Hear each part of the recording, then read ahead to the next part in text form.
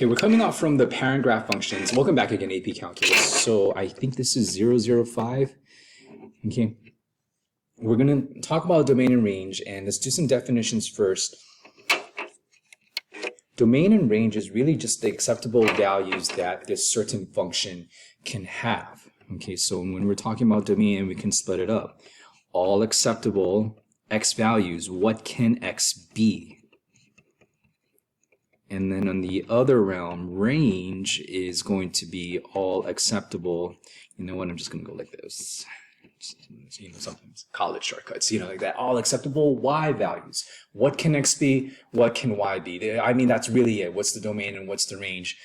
Just those two terminologies for that. There are a couple ways we can write the specific notation. We can do inequality notation. And I can give you examples for that. We could do, if I remember correctly, set builder or set notation. Set builder notation. And then the last one is interval notation. And there might be a couple others too. I'm really not too sure, but I think these are the main three that I'm kind of used to. Inequality notation. Here's an example, like say for example, I'm just going to do specific, x is greater than 3. So we have that inequality, we have the greater than, or we have the equal to sign like that. Set builder notation, we just have it so that we just have a little bit more markings.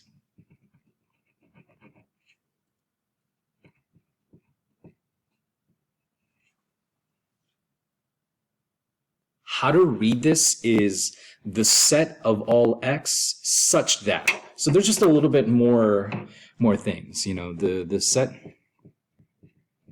set of x such that, and then this kind of long thing over here is a such that.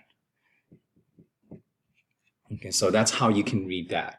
Interval notation, we use brackets or the parentheses, and so we're just really just coming from here to here. Because if x is greater than 3, that means that 3 is going to be your lowest number over here. Okay, and then afterwards, everything can be greater than 3, and so we will have an infinity sign here. We cannot bound infinity. Infinity is actually not it's not a number, it's an idea. And so since we can't bound it, we're going to go like this, and then since 3 is not included in this, then we're going to have an unbounded or parentheses over here. So now we just have different notations for these sets. The reason why we want to go over these is just because AP Calculus uses at least 2 of these. So for today, I'm actually not going to do set builder notation. And then if you see the set notation, I'm like, you know what, let's just X this one out too as well. Just because I'm not going to worry. I usually do not see this. Sometimes I do, but more than likely, like these would be needed, those two. Okay.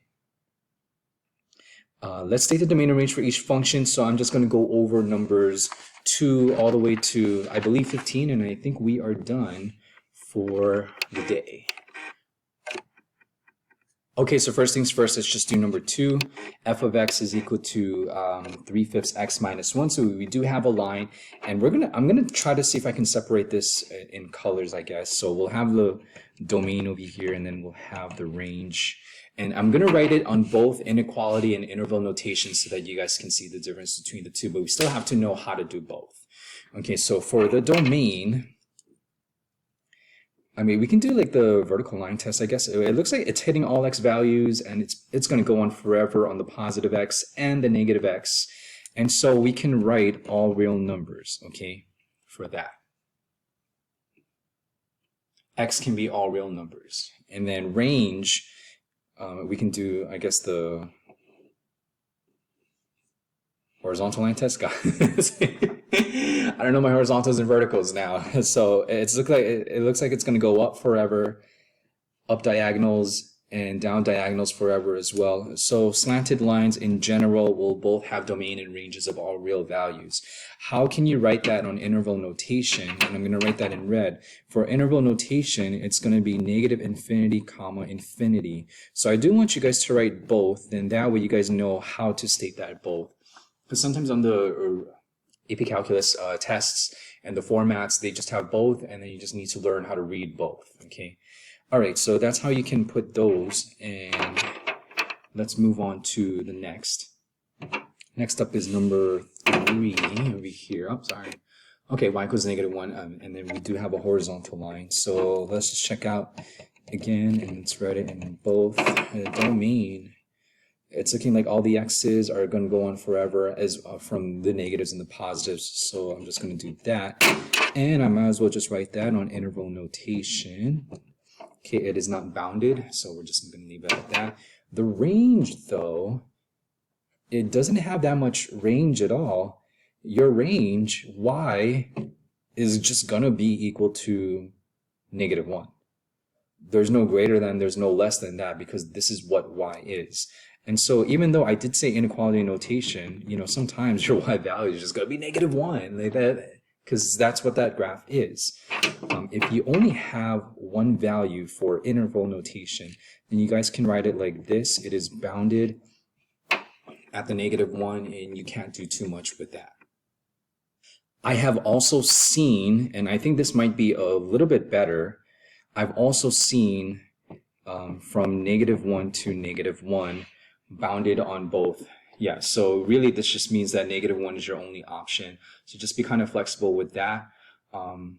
Maybe this actually could be incorrect because, you know, for interval notation, we actually do need 2 pieces of information over here. Okay, so let me just go look that up just really quick. Okay, so just be kind of flexible with yourselves, I guess. I think either one will be okay after kind of looking some of these things up. But other than that, really the point is you can only do -1 at this certain equation. Let's move on to the next. Let's do some other things. Number 4, we've got a parabola. It's already graphed for you. So let's just do domain and range again one more time. It looks like it's going to go forever x's. Yeah, you know, we can input any x that we want, and it will come out with a y value. So yeah, because we don't have any restrictions for the x's. Again, we're going to have a domain of all real numbers.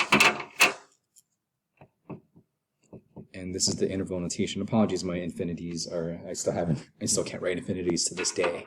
Okay, so, you know, with parabolas facing up or facing down, your domain is going to be all real numbers. Here's where it changes, though. For the range, you're not going to have all y values. Take a look at your y value. Your lowest y value here, let me just zoom in a little bit. Your lowest y value over here is at -2, and then everything faces upwards. So since our lowest value is at -2 and things are greater than that, your range is going to be y is greater than or equal to -2.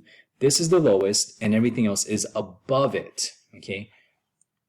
And the reason why it is equal to sign is because here's a closed dot. You can include -2, and it'll give you a y value. So this is your range, and let's go write it in interval notation. Because -2 is your lowest, that's going to be on the left side over here. And because it's an equal to sign, we're going to bound that. So bounding meaning that this is included. -2 is included with the range. So we're going to use brackets for bounded. Okay. Everything else can be greater than that. And since there's no limitations for that, then we'll have the infinity. Again, infinity is an idea that's unbounded. And so we're going to use a right parentheses for that. Let's move on now to absolute value, number 5. Number 5's domain and range. Okay. I believe we can plug in any real x values that we want. You know, it's going on forever, 5, 6, 7, 8, 9, 10, 10,000, -10,000. I think we can plug in any x value that's real, and we can get a y value. But take a look at your range, though. Your range is not all acceptable y values.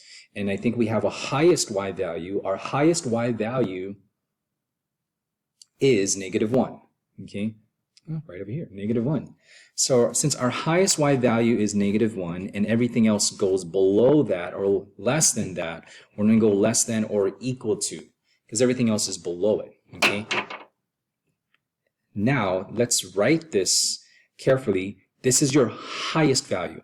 Because this is your highest value, I'm going to put that on the right side of the interval notation. And because we're including it, there's an equal to sign. I'm going to use brackets for that one. Okay, so this is the highest value. That will be -1. And because everything else is below that, I'm going to put negative infinity on the left part of the interval notation, apologies. And then I'm going to unbound that with the left parentheses. Okay, I'm going to see you guys on the next video.